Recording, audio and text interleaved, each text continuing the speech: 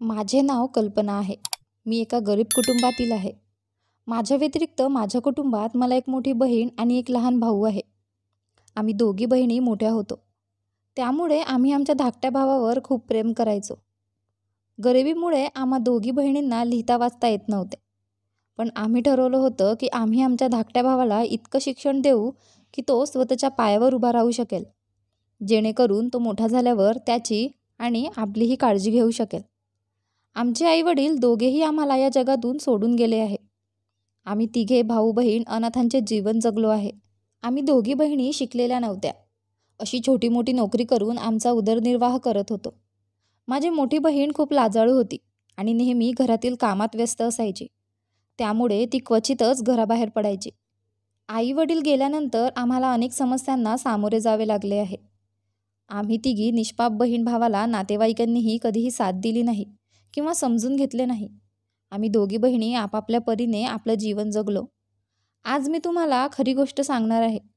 आमच्या शहरात एक शाळेची शिक्षिका होती, जी जेव्हा कधी विज्ञान प्रयोगशाळेत शिकवायला जायची तेव्हा लॅबमध्ये अंधार करून मुलांना शिकवायची. ही एक सत्यकथा आहे. हे ऐकून तुम्हालाही आश्चर्य वाटेल. आम्ही दोघी बहिणी शिकलेल्या तर नव्हतो. त्यामुळेच काहीतरी काम करू असं वाटलं. आम्हाला चांगली नोकरीही मिळू शकली नाही, कारण आम्ही सुशिक्षित नव्हतो. आम्ही दोघी बहिणी बऱ्यापैकी वयस्कर आहोत. माझी मोठी बहीण शिवणकाम करायची आणि मी शाळेत सफाई कामगार म्हणून काम करायचे. मी माझ्या भावालाही या शाळेत प्रवेश मिळवून दिला होता, जिथे मी नोकरी करते. म्हणून तिथले प्राचार्य माझ्या भावाची फी थोडी कमी करायचे आणि फी जरी उशिरा आली तरी कोणालाच अडचण यायची नाही. मी ज्या शाळेत काम करायचे तिथे एका शिक्षकाचा खूप जोर होता. ती शिक्षिका कॅमेरा बंद ठेवून सर्व मुलांना शिकवत असे आणि आश्चर्याची गोष्ट म्हणजे सर्व मुलांचा निकाल 80% लागला. सर्व शाळा याचा विचार करून चिंतेत होती की ही शिक्षिका मुलांना शिकवण्यासाठी कोणत्या पद्धतीचा अवलंब करते की मुलांचा निकाल 80% येतो आणि मुले त्या शिक्षिकेने खूप प्रभावित आहेत.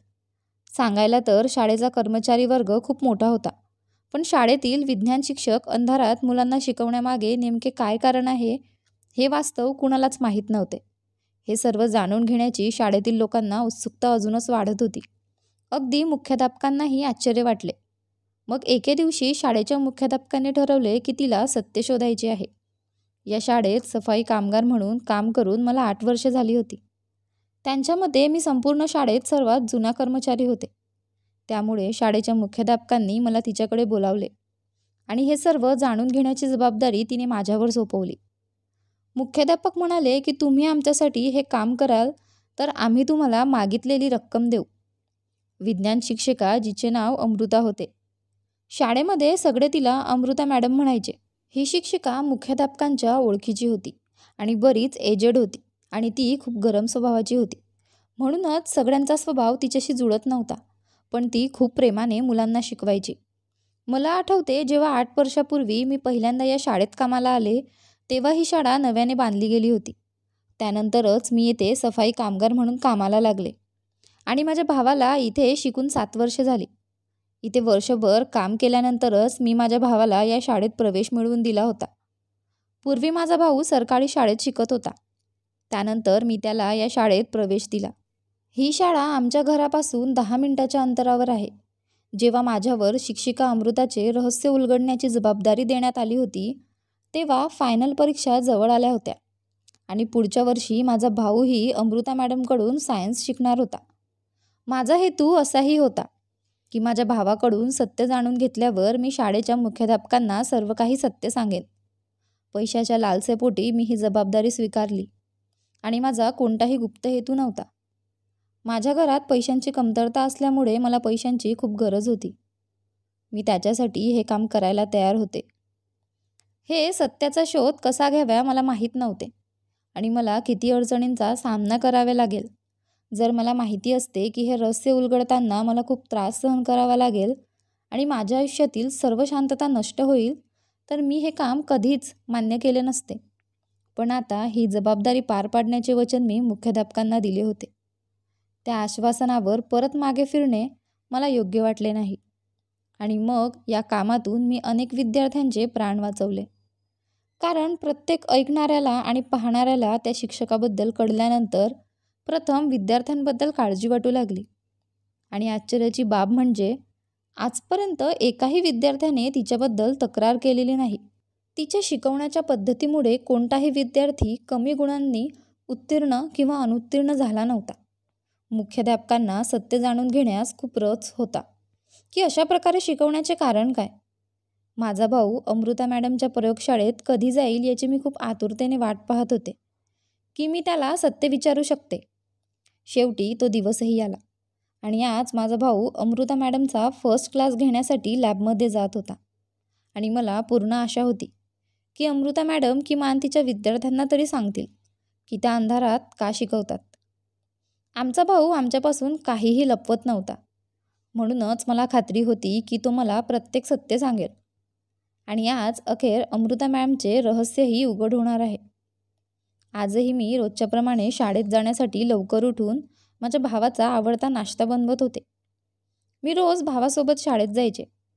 आता तो खूप मोठा झाला होता, पण ही त्याची लहानपणापासूनची सवय होती. त्याला या शाळेत प्रवेश मिळाल्यापासून आम्ही दोघे भाऊ बहीण एकत्र शाळेत जायचो. परतल्यावर तो मित्रांसोबत घरी यायचा आणि मी शाळेची सगळी कामं उरकून नंतर घरी यायचे. माझी मोठी बहीण झोपायची आणि उशिरा उठायची, म्हणूनच आम्ही दोघं भाऊ बहीण सकाळीच आपापल्या हातांनी नाश्ता करून शाळेला निघायचो. नेहमीप्रमाणे नाश्ता बनवताना मी त्याला वारंवार आठवण करून देत होते की तो वर्गात गेला आणि खोलीत अंधार पडला की तो अमृता मॅडमला अंधाराचे कारण विचारेल आणि तो नक्कीच परत आल्यावर मला कारण सांगेल. त्यानंतर आम्ही दोघे भाऊ आणि बहीण शाळेत गेलो आणि माझा भाऊ त्याच्या वर्गात गेला आणि मी सुट्टीची वाट पाहू लागले. मला खूप आनंद झाला होता की मी आज प्राचार्याला पूर्ण सत्य सांगून मला पैसे मिळतील. मुख्याध्यापकांनी मला मागणी केलेली रक्कम देण्याचे आश्वासन दिले होते. त्यामुळेच मी मुख्याध्यापकाकडून 10 लाख रुपये मागायचे ठरवले होते. माझा भाऊ एकामागून एक नेहमीप्रमाणे त्या वर्गात जात राहिला आणि शेवटी विज्ञान प्रयोगशाळेत गेला. कदाचित मला काही ऐकायला मिळेल या बहाण्याने मी पण लॅबच्या आत गेले, पण मला काहीच समजले नाही आणि काही वेळाने मला त्या खोलीतून बाहेर पडावे लागले. मला एक गोष्ट खूप आश्चर्यकारक वाटली आणि ती म्हणजे या सायन्स लॅबच्या आतील दृश्य. ही लॅब एका खास नकाशानुसार बांधली गेली होती आणि प्राचार्यांनी विचारूनही अमृता मॅडमने या नकाशानुसार लॅब बनवण्याचे रहस्य कधीच उघड केले नाही. अमृता या शाळेच्या मालकाच्या ओळखीची होती, त्यामुळेच शाळेच्या मुख्याध्यापकांना अधिक चौकशी करता आली नाही. त्यानंतर माझा भाऊ लॅबमधून बाहेर येताच मला सत्य कळावे म्हणून मी लगेच त्याला घरी नेले. आज मला सत्य कळेल म्हणून मला खूप आनंद झाला होता आणि उद्या मला खूप मोठी रक्कम मिळेल.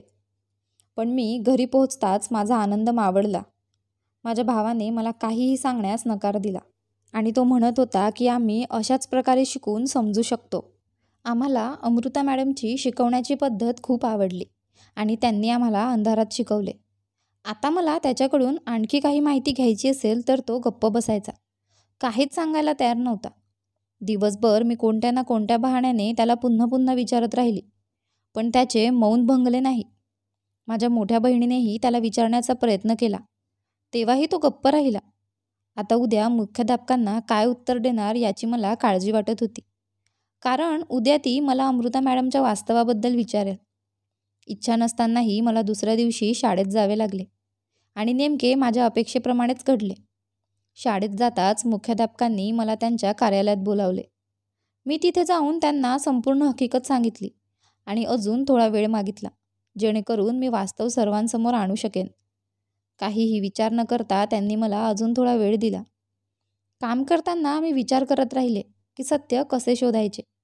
असा विचार करत मी अमृता मॅडमचे ऑफिस साफ करत होते. तेवढ्यात अमृता मॅमला कुणाचा तरी फोन आला आणि ती फोनवर बोलू लागली. मी तिला याआधी फोनवर एवढा वेळ कुणाशीही बोलताना पाहिले नव्हते, ना कुणाशी बोलताना मी तिला इतके आनंदी पाहिले होते. मी मुद्दाम माझ्या कामाचा वेग कमी केला आणि मला माझ्या कानांनी तिचे सर्व संभाषण ऐकायचे होते आणि ती कुणाशी बोलत होती हे शोधायचे होते. आणि मग कदाचित मला त्यांचे रहस्य उघड करण्याचा काही पुरावा किंवा मार्ग सापडेल. मग मला जे हवं होतं ते झालं आणि तिच्या फोनवरील संभाषणामुळे मला एक चांगला मार्ग दिसला, ज्याच्या मदतीने मी अमृता मॅडमचे वास्तव समोर आणू शकेल. तिची कमजोरी माझ्या हाती आली होती हे समजा. अमृता मॅडम फोनवर कुणाशी तरी बोलण्यात एवढ्या तल्लीन झाल्या होत्या की त्यांचे लक्ष माझ्यावरून हटले होते आणि त्या फोनवर मनमोकळेपणाने बोलत होत्या. कॉलवर बोलत असताना अमृता मॅडमने त्या व्यक्तीला सांगितले की तुला माहिती आहे की मी माझ्या गोष्टी माझ्या मैत्रिणींशिवाय कुणाशीही शेअर करत नाही. माझा नवरा वारल्यापासून मी तुझ्याशिवाय इतर कुणाशी बोलत नाही. कारण सर्व मैत्रिणी एक ना एक स्वार्थासाठी माझ्यासोबत होत्या. पण एवढी वर्षे माझ्या संपर्कात असणारी आणि अर्थ नसताना माझ्याशी बोलणारी तूच आहेस.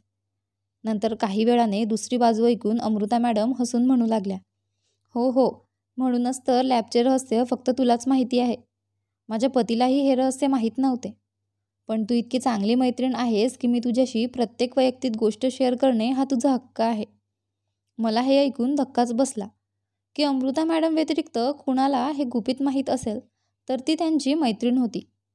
आता माझ्या मनात आलेल्या प्लॅनवर लक्ष केंद्रित करण्यासाठी मला थोडा वेळ हवा होता. पण या मार्गात मी नक्कीच यशस्वी होईल याची मला खात्री होती. तिने सर्व ऐकले होते. काही वेळाने अमृता मॅडमने तिचा फोन बंद केला होता. त्यानंतर मी लगेच शाळेतून घरी गेले आणि बहिणीला सर्व काही सांगितले. मी माझ्या बहिणीला या प्लॅनबद्दल सर्व काही सांगितले आणि म्हणाले, तू हे काम कर. उद्या अमृता मॅडम शाळेतून घरी जात असताना तू माझ्या शाळेच्या बाहेर ये आणि अमृता मॅडमशी कोणत्या ना कोणत्या बहाण्याने बोलणे सुरू करून दे. अशा प्रकारे तू तिच्यासमोर वारंवार येत राहा आणि फक्त 1 महिन्यानंतरच ती तुझी एक चांगली मैत्रीण होईल. यामुळे ती तुला तिचे रहस्य सहज सांगेल. प्रथम माझी बहीण माझ्याकडे आश्चर्याने पाहू लागली की जे इतक्या वर्षात कुणालाही कळू शकले नाही ते एका महिन्यात कसे कळणार. पण मग मी आज ऐकलेलं सगळं तिला सांगितलं की ती अमृता मॅडम तिच्या मैत्रिणींसोबत सगळ्या गोष्टी शेअर करते आणि तिचा नवरा मरण पावला तेव्हापासून ती विशेषतः तिच्या सर्व गोष्टी तिच्या सर्व मैत्रिणींना सांगते. माझ्या बहिणीने या कामाला होकार दिला होता आणि दिवसभर आम्ही वेगवेगळे विचार करत होतो की माझी बहीण अमृता मॅडमच्या समोर येऊन तिचा विश्वास लवकरात लवकर कसा मिळवू शकेल. दुसऱ्या दिवशी ठरल्याप्रमाणे माझी बहीण शाळेतून काही अंतरावर उभी राहिली. शाळा संपली आणि काही वेळाने अमृता मॅडम शाळेतून आपल्या घरी जाण्यासाठी बाहेर आल्या आणि त्या आपल्या घरी जाण्यासाठी रिक्षात बसल्या. माझी बहीण त्यांच्या मागे गेली आणि ठरल्यानुसार माझ्या बहिणीने त्यांच्या घरी पोहोचताच त्यांच्याशी बोलण्याचा प्रयत्न केला. माझ्या बहिणीने प्रथम कोणीतरी अनोळखी व्यक्ती असल्याचे भासवले आणि त्यांना त्या व्यक्तीचा पत्ता विचारला. अमृता मॅडम घराच्या दारात उभ्या होत्या. हा पत्ता पाहून त्यांनी सांगितले, तो कोण आहे आणि कुठे राहतो हे मला माहीत नाही, असे म्हणत तिने घराचे कुलूप उघडण्यास सुरुवात केली. माझ्या बहिणीने सांगितले की हे माझ्या एका नातेवाईकाचे घर आहे. मी येथे अनोळखी आहे म्हणून मी माझ्या नातेवाईकाचे घर शोधत आहे. मला त्यांचे घर सापडत नाही. मला खूप काळजी वाटू लागली आहे. मी या शहरात कुणाला ओळखत नाही. मी माझ्या नातेवाईकांचा नंबर ट्राय करायचा प्रयत्न करते पण नंबर लागत नाही आहे. काही वेळापूर्वी मी माझ्या नातेवाईकांशी बोलले तेव्हा त्यांनी मला या घराचा पत्ता दिला, म्हणूनच मी इथे येऊन उभी आहे. आता मला थोडा वेळ त्यांची वाट पाहावी लागेल. ते 2 तासांनी येतील आणि मला या घराजवळून घेऊन जातील, असे तो म्हणाला होता. उष्णता खूप आहे आणि बाहेर खूप सूर्यप्रकाश आहे. आता कदाचित मला तुझ्या दारात उभे राहावे लागेल. अमृता मॅडम म्हणाला, तुम्हाला हवे असेल तर तुम्ही माझ्या घरी बसून वाट पाहू शकता. माझ्या बहिणीने त्यांना थँक्यू सांगितले आणि त्यांच्या घरात गेली. अमृता मॅडमनी मोठ्या आदराने तिला सोफ्यावर बसायला सांगितले. त्यानंतर त्यांच्यात चर्चा सुरू झाली. अमृता मॅडमने माझ्या बहिणीला तिच्याबद्दल विचारण्याचा प्रयत्न केला तर माझ्या बहिणीने सांगितले की मी या शहरात पहिल्यांदाच आले आहे. माझे नातेवाईक येथे राहतात. मी त्यांना भेटायला आले आहे. आमचे आईवडील या जगात नाहीत, त्यामुळे आम्ही नातेवाईकांशी खूप चांगले संबंध ठेवतो. नेहमी फोनवर बोलणं होत राहते, पण पहिल्यांदा त्यांनी मला त्यांच्याकडे बोलावले. थोड्याच वेळात ते इथे मला भेटायला येतील. हे ऐकून अमृता मॅडमनेही होकार दिला. मग माझ्या बहिणीने अमृता मॅडमला तिच्याबद्दल विचारले, तुम्ही काय करता? तिने सांगितले की ती एक शिक्षिका आहे आणि ती शाळेत शिकवते. माझ्या बहिणीने विचारले, तुम्ही कोणत्या विषयाचे शिक्षक आहात? तर त्यांनी सांगितले की मी मुलांना विज्ञान शिकवते. मी एक विज्ञान शिक्षक आहे. माझी बहीण पहिल्यांदाच घराबाहेर पडली होती आणि तिला हे काम मान्य नव्हते. या रकमेने आमच्या घराची परिस्थिती बरीच सुधारू शकली असती. त्यामुळेच तिने हे काम करण्यास होकार दिला होता. अमृता मॅडमसमोर ती खूप गोंधळली होती, त्यामुळे ती तिच्याशी जास्त बोलू शकली नाही. त्यानंतर काही वेळातच आपल्या नातेवाईकाचा मेसेज आल्याचे निमित्त तिने केले. तिला घेण्यासाठी ते बाहेर पडले आहेत. त्यामुळे ती तिथून उठून निघून गेली. मी माझ्या बहिणीला खूप समजावले की तू असे केलेस तर आपल्या घरची परिस्थिती सुधारेल आणि आपल्याला खूप पैसेही मिळतील. माझ्या बहिणीला समजले होते. दुसऱ्या दिवशी पुन्हा अमृता मॅडम शाळेतून आल्यावर माझी बहीण पुन्हा तिच्या मागे गेली आणि जेव्हा अमृता तिच्या घरी जाण्यासाठी रिक्षात बसली आणि घरी गेल्यावर रिक्षातून खाली उतरली तेव्हा तिच्याकडे काही सुटे पैसे नव्हते. पैसे बदलण्यासाठी ती इकडे तिकडे पाहत होती. त्याच क्षणी माझ्या बहिणीने जाऊन रिक्षावाल्याला पैसे दिले. अमृता मॅडमने माझ्या बहिणीचे आभार मानले आणि तिने जबरदस्तीने माझ्या बहिणीला पैसे द्यायला सुरुवात केली. माझी बहीण म्हणाली, जेव्हा तुझ्याकडे सुटे पैसे असतील तेव्हा दे. अमृता मॅडमने माझ्या बहिणीला विचारले की तुम्हाला तुमच्या नातेवाईकांचे घर सापडले का? माझी बहीण म्हणाली, होय, मी या शहरात माझ्या मामाच्या घरी राहते. मी अजून काही दिवस इथेच राहील. अशातच दोघांमधील संवाद वाढू लागला. अमृता मॅडम आज पुन्हा माझ्या बहिणीला तिच्या घरी घेऊन गेल्या आणि दोघेही एकत्र बसून खूप बोलले. त्या काळात माझी बहीण म्हणाली की तुम्ही माझ्यापेक्षा वयाने मोठी आहेस, पण माझ्या मामाशिवाय या शहरात मी कुणालाच ओळखत नाही. मी इथे आल्यावर तुला पहिल्यांदा भेटले, म्हणूनच तुझ्याशी बोलून खूप छान वाटलं. आपण दोघे एकमेकांचे मैत्रिणी होऊ शकतो का? अमृता मॅडम हसल्या आणि म्हणाल्या, माझ्या बऱ्याच मैत्रिणी असल्या तरी तू माझ्या मुलीसारखी आहेस. होय, मी तुला माझी मैत्रीण बनवू शकते, कारण ना त्यात फरक असतो, ते निघून जाते, पण मैत्रीत कधीच फरक पडत नाही. तसेच दोघीही रोज कोणत्या ना कोणत्या बहाण्याने एकमेकांना भेटू लागले. अमृता मॅडम माझ्या बहिणीवर खूप प्रभावित झाल्या होत्या. आता दर दुसऱ्या किंवा तिसऱ्या दिवशी माझी बहीण कोणत्या ना कोणत्या बहाण्याने त्यांच्या घरी जात असे. त्यांच्यामध्ये चांगले संवाद सुरू झाला होता. एके दिवशी माझ्या बहिणीने अमृता मॅडमला सांगितले की माझ्या मामाचा मुलगा या शहरातील एका शाळेत शिकत आहे, जिथे शाळेतील शिक्षक अंधार पडल्यावरच मुलांना वर्गात शिकवतात. तसेच माझ्या बहिणीने तिला विचारले, तुला काय वाटते, ती असे का करेल? तुम्ही देखील एक शिक्षक आहात आणि कदाचित तुम्हाला याचा अनुभव असेल. आमचा प्लॅन असा होता की अमृता मॅडमनी स्वतःबद्दल सांगावे की ती तीच शिक्षिका आहे, म्हणून मुलांना अंधारात शिकवणाऱ्या शिक्षकाचा वारंवार उल्लेख करायला बहिणीने सुरुवात केली. आणि मग एके दिवशी अमृता मॅडमने हे रहस्य उघड केले. एके दिवशी संध्याकाळी माझी बहीण आणि अमृता मॅडम एकत्र बाजारात गेल्या होत्या आणि त्या दोघींनीही काहीतरी खाण्याचा बेत केला. दोघेही बसून एकमेकांशी बोलत होते. मग अचानक अमृता मॅडम म्हणाल्या, त्या अंधारात शिकवण्याची गोष्ट तुला सांगू का? हे ऐकून माझ्या बहिणीला खूप आनंद झाला की आज एवढ्या मेहनतीनंतर या गुपिताचा उलगडा होणार आहे. ती हो म्हणाली, मला याविषयी जाणून घ्यायचे आहे. तर अमृता मॅडम म्हणू लागल्या की खरं तर मीच ती शिक्षिका आहे जिच्याकडे तुमच्या मामाचा मुलगा शिकायला जातो. जरी माझ्या बहिणीला हे माहीत होते, पण हे ऐकून तिने आश्चर्यचकित झाल्याची प्रतिक्रिया दिली. मग अमृता मॅडम म्हणू लागल्या की खरं तर ही शाळा बांधली गेली, या शाळेचे मालक माझे पण नातेवाईक आहेत. मी त्यांच्याशी बोलले की आपण काहीतरी केले पाहिजे, ज्यामुळे आपली शाळा प्रसिद्ध होईल आणि प्रत्येकाला या शाळेत यावेसे वाटेल. साहजिकच बाकी सर्व शाळा खूप जुन्या होत्या आणि त्यांचं नावही खूप प्रसिद्ध होतं.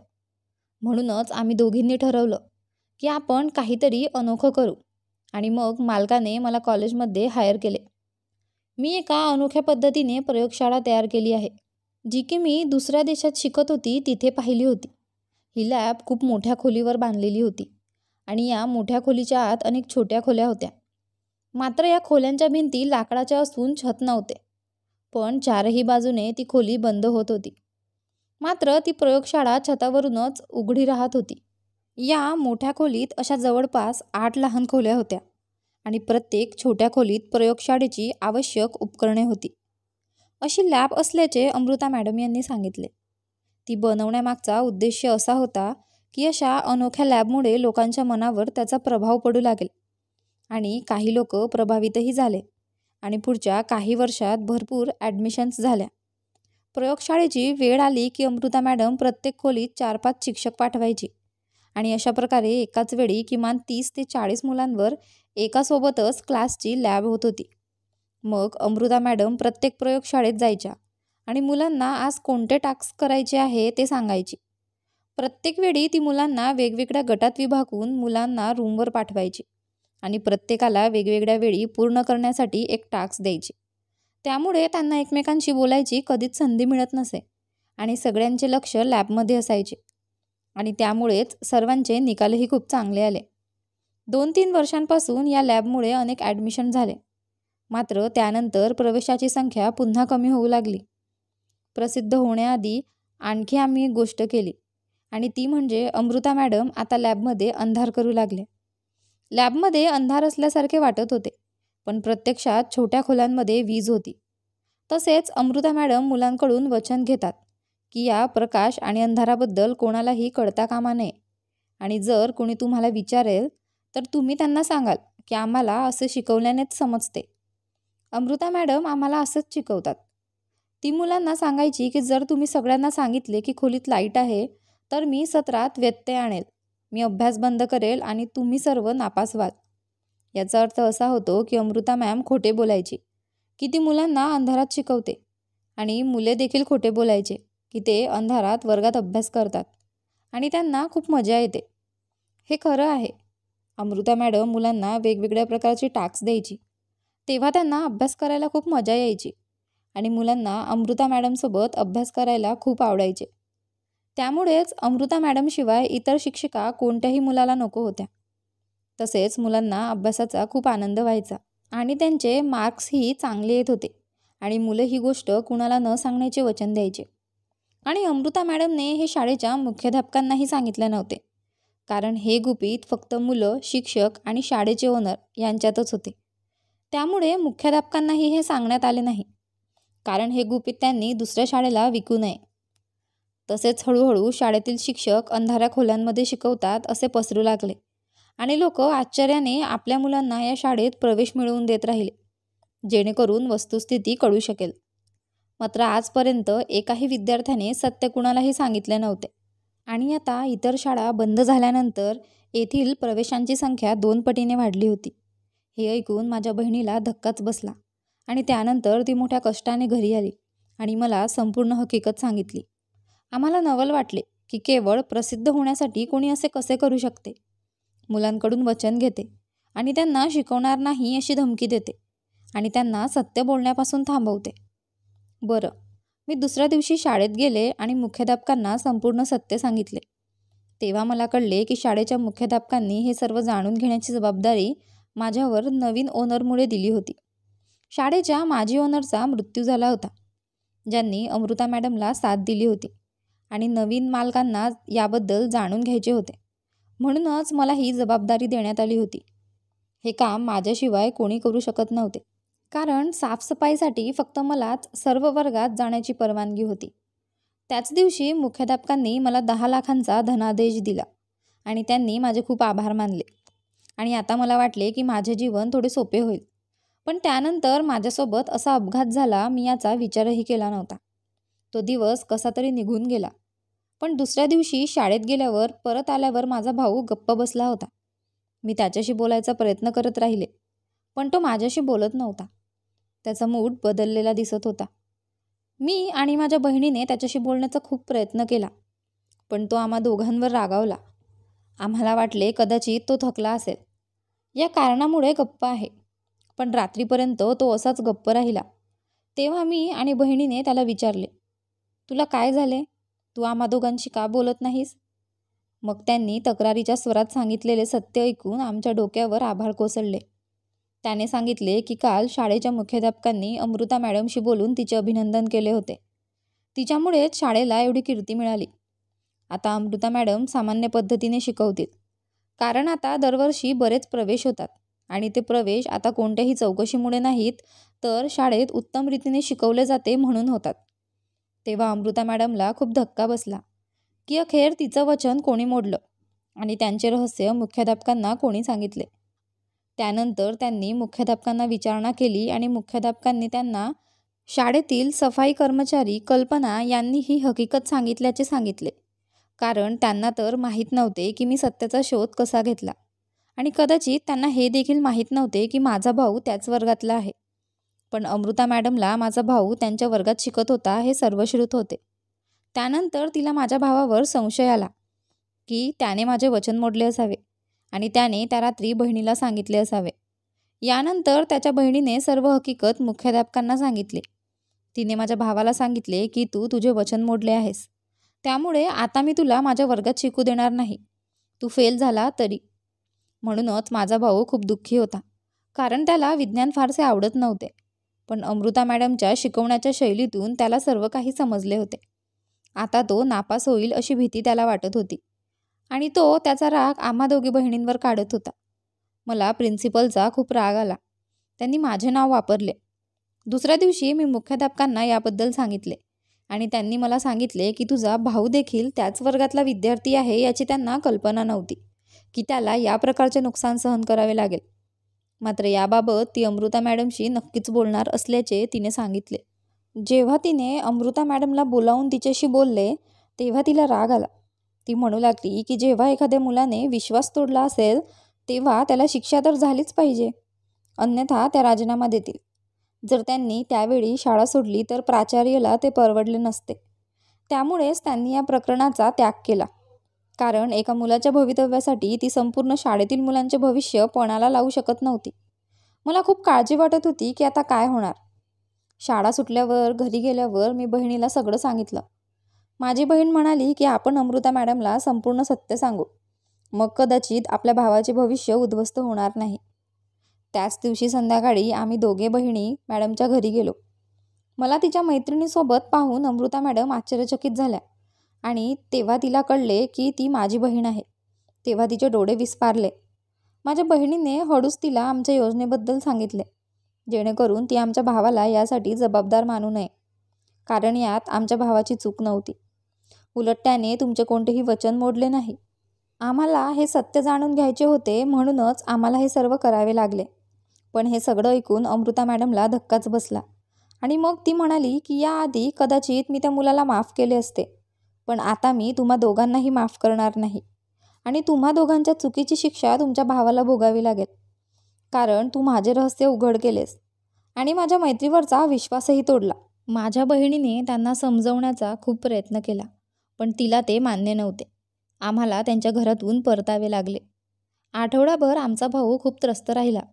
पण अचानक आठवडाभरानंतर एक दिवशी तो शाळेतून खूप आनंदात घरी आला आणि त्याने सांगितले की आज अमृता मॅडमने मला फक्त प्रयोगशाळेत बोलावलेच नाही, तर काहीतरी नवीन शिकवण्याऐवजी या आठवड्यात माझ्याशिवाय जे सर्व वर्ग भरले त्या सर्व गोष्टी पुन्हा करून घेतल्या आणि आज त्यांनी लॅबमध्ये अंधारही केला नाही आणि सर्वांची माफी मागून मुलांना सांगितले की आता तुम्हा लोकांना कोणापासून काही लपवायची गरज नाही. हे ऐकून मला खूप आश्चर्य वाटले. माझी बहीणही या सर्व गोष्टी ऐकत होती, पण हे सगळं ऐकून आश्चर्यचकित होण्याऐवजी ती हसत होती. मी खूप आश्चर्यचकित झाले आणि तिला विचारले की ती का हसत आहे. नंतर तिने सांगितले की अमृता मॅडमच्या घरून परतल्यानंतर 2 दिवसांनी तिला आठवले की एकदा अमृता मॅडमने त्यांच्या एका जुन्या मैत्रिणीला तिच्या फोनवरून फोन केला होता आणि सांगितले होते की ती जिच्याशी फोनवर बोलली होती ती व्यक्ती त्यांची एकमेव मैत्रीण आहे, जिला ती सर्वात जास्त महत्त्व देते आणि तिला लॅबचे रहस्य देखील माहीत आहे. तेव्हा माझ्या बहिणीला तो नंबर सापडला आणि तिने त्यांच्या मैत्रिणीशी बोलून अमृता मॅडमच्या कृतीबद्दल तिला सांगितले आणि मॅडमला असे समजावून सांगण्याची विनंती केली की कोणत्याही मुलाचे भविष्य अशा प्रकारे नष्ट करू नका आणि त्यात त्याचा काही दोषही नाही. त्याच्यासोबत जे केले जात आहे ते योग्य नाही. त्यांच्या मैत्रिणीने अमृता मॅडमला समजावून सांगितले की मैत्रीच्या नावाखाली तुझ्याकडून रहस्य जाणून घेणे ही त्यांची चूक असेल, तर प्रसिद्धीसाठी ती इतके वर्ष इतक्या मुलांकडून प्रॉमिस घेणे आणि त्यांना त्यांच्या पालकांकडून सत्य लपवण्यास भाग पाडले गेले आणि मुलांना शिकवणार नाही अशी धमकी देणे हे देखील योग्य नव्हते. तिची मैत्रीण अमृता मॅडमशी वैयक्तिक बोलली. ते काय बोलले हे आम्हाला माहीत नाही, पण त्या फोनमुळे अमृता मॅडमला तिची चूक कळली आणि त्यांनी आमच्या भावाला पुन्हा वर्गात बोलावले. लालसेपोटी एखाद्याचे रहस्य शोधून ते उघड करणे योग्य नाही हेही आम्हाला माहीत होते. म्हणूनच आम्हीही त्यांची माफी मागितली आणि माझ्या बहिणीचीही पुन्हा मैत्री झाली. लोभ ही वाईट गोष्ट आहे हे खरे आहे, पण आमची स्वतःची स्थिती सुधारण्यासाठी आम्हाला हे रहस्य जाणून घ्यायचे होते. अखेर आम्हा दोघी बहिणींचे नशीब ढासळले, कारण आम्ही दोघी बहिणींनी आमची तारुण्य या चुकीच्या गोष्टींमध्ये वाया घालवली होती. आमचे आईवडील हयात असते तर आम्ही हे काम कधीच केले नसते. आता आम्हाला या जगाला एकट्याने सामोरे जायचे होते. कठोर परिश्रम करूनही आम्हा दोघांची इच्छा पूर्ण होऊ शकली नाही आणि मग आमच्या धाकट्या भावाच्या शिक्षणाचा खर्चही आमच्यावरच झाला. सध्या 10 लाख रुपये मिळाल्यानंतर आमच्या अनेक अडचणी दूर झाल्या आहेत. आमचा भाऊही आता मोठा झाला आहे. अमृता मॅडमनी आमच्या भावाला चांगले शिक्षण दिले. किंबहुना ती त्याला वेगळे ट्युशनही देत होती. आता भावालाही छोटीशी नोकरी मिळाली आहे. त्यामुळे त्याला काही पैसेही मिळू लागले आहेत. त्या पैशातून माझ्या बहिणीने बुटीक उघडले. तिचे बुटीक देखील चांगले चालले आहे आणि मी शाळेतून साफसफाईचे काम सोडले आणि माझ्या बहिणीसोबत बुटीकमध्ये काम करू लागले. आता आमचे आयुष्य चांगले चालले आहे आणि आम्ही आमच्या आयुष्यात खूप आनंदी आहोत. तुम्हाला ही कथा आवडली असेल तर व्हिडिओला लाईक करा आणि आमच्या चॅनलला नक्की सबस्क्राईब करा. धन्यवाद.